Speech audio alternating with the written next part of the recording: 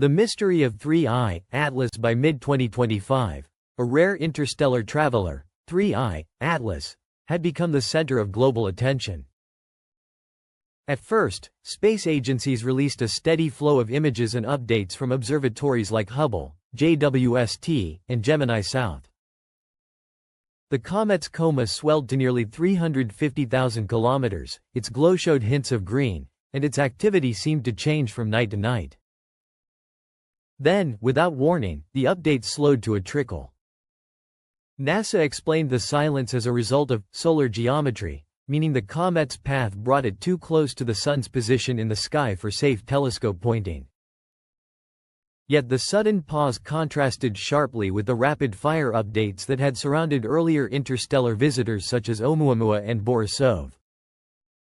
The lull left both scientists and the public wondering, why had the story gone so quiet, and what more might there be to learn about this object? What the telescopes saw. On July 21, 2025, Hubble locked onto 3I Atlas, resolving a nucleus estimated at no more than 5 to 6 kilometers across. A massive dust envelope stretched sunward, dwarfing the nucleus itself. 2 weeks later, those results were released to the public, sparking widespread discussion. By August 6, JWST had pointed its NIR SPEC instrument at the comet, collecting detailed spectra. Unlike Hubble's striking images, however, Webb's data were shared only in the form of technical notes. No full color pictures reached the public, only hints that analysis was ongoing. Gemini South filled the gap on August 27, with images confirming the comet's shifting tail structures. But after September 22, the flow stopped. No more flagship images. No new spectra. The cadence that had marked the early months gave way to silence. The solar keep-out problem. There is a straightforward technical explanation. Both Hubble and JWST operate under strict pointing restrictions to avoid direct sunlight. Hubble cannot observe targets within 50 degrees of the Sun. JWST, even stricter, at 85 degrees, because of its delicate infrared instruments and sunshield. Once 3I Atlas moved inside those angles in late August, both telescopes were forced into blackout mode. These rules are hardwired into mission planning software, no exceptions, not even for an interstellar comet. Observations can only resume once the comet drifts far enough away from the Sun's glare, which calculations place in early December 2025. Oddities in the data. Even with limited access, the first observations raised questions. Hubble's imaging suggested a coma vastly larger than most comets at a similar distance from the Sun. Early spectral notes hinted at an unusually strong carbon dioxide signal, an oddity for a first-time visitor, since most comets at that range are dominated by water vapor. Amateur astronomers reported their own anomalies, a persistent green tint in the coma and nightly shifts in the brightness of its sunward plume. Photometry results varied widely, with brightness estimates sometimes differing by more than a full magnitude. Whether these changes reflect real physical outbursts or just differences in observing conditions remains uncertain. Why the silence feels suspicious for many observers. The quiet period felt like more than just a scheduling gap. Online forums filled with frustration. Why can't we just see the raw data? Asked one amateur. Others speculated that something unusual in the spectra was holding up releases. The reality is more mundane. Every data set from Hubble or JWST must pass through careful calibration, removing cosmic rays, correcting for detector quirks, subtracting background noise, and verifying artifacts. On top of that, both telescopes operate under proprietary rules. 6 months for Hubble, up to a year for JWST. The teams who win observing time usually have first rights to analyze their data before it's made public. Add multi-agency review by NASA, ESA, and CSA, and even routine results can take weeks or months to clear. But when the subject is an interstellar comet, a once-in-a-lifetime visitor, delays take on a more dramatic edge. Looking ahead.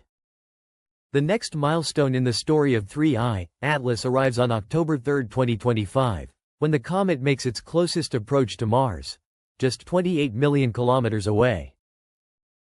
That's close enough for the red planet's orbiters to attempt rare observations. Cameras aboard the Trace Gas Orbiter and Mars Express, though designed to map the Martian surface and atmosphere, will be turned outward, hunting for the faint light of this interstellar visitor. They won't be able to resolve the comet's core, their optics are too limited for that. But even a single pixel of brightness, tracked night after night, can reveal the comet's changing activity. This will give scientists a unique perspective from a completely different vantage point in the solar system, something Earth-based astronomers simply cannot achieve during the current observing blackout. Then comes the real test. Perihelion, the comet's closest approach to the Sun, on October 29 to 30.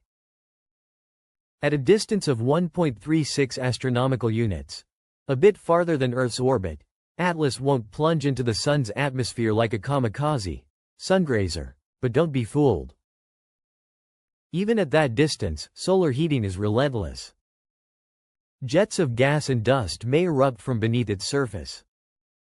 The icy crust could fracture. Entire fragments might break loose. Observers will be watching for three signs in particular. Explosive brightening events, sudden outbursts that could mean the nucleus is cracking apart under thermal stress. Dramatic changes in the tail structure, especially the anti-tail. That strange, sunward-pointing streak caused by perspective effects and large dust particles. Shifts in the comet's green glow, the hallmark of diatomic carbon. As different volatile compounds are burned off by the Sun, the color balance of the coma may change, fading or transforming in ways never seen before in an interstellar object. If Atlas holds together through perihelion, the stage will be set for a new chapter in December 2025, when Earth's geometry once again allows Hubble, JWST, and other space telescopes to lock back onto the comet. This post-perihelion window may be the most valuable of all. By then, the comet will have revealed its survival strategy, whether by shedding layers, splitting into fragments, or somehow staying intact. What those instruments see could finally answer the mysteries first raised in July and August. Why its coma is so vast, why carbon dioxide seems to dominate, and whether its unusual light curve hides processes we've never observed before. The takeaway for now, 3I, Atlas stands apart. It is only the third interstellar object ever observed passing through our solar system, after Oumuamua and Borisov. Yet it already looks different from both, larger, brighter, chemically distinct, and strangely erratic. Its oversized coma, its possible carbon dioxide dominance, its shifting green glow, all of these hint at an object that doesn't behave like a typical comet. And yet, with our most powerful telescopes currently sidelined by solar geometry, we're left with fragments of the story, amateur observations, scattered spacecraft notes, and a long silence from the instruments that could tell us the most. NASA and ESA insist the pause is procedural, a mix of telescope safety restrictions and data review pipelines. That's likely the truth. But to the outside world, the result feels the same: uncertainty, delay, and speculation filling the void. The next two checkpoints, the Mars flyby in October and the post-perihelion window in December, will be decisive. Together, they will either confirm Atlas as a strange but natural wanderer, or deepen the sense that something about this visitor does not fit our models. Until then, we are reminded of just how rare these moments are. In the last century, only 3 confirmed interstellar objects have entered our neighborhood. Each one carries with it a story billions of years old, formed in another star system, crossing light years of empty space before brushing past our Sun. 3I, Atlas is one of those stories, and whether it survives or shatters, its brief visit offers us a fleeting window into the wider galaxy, and into mysteries we are only beginning to understand.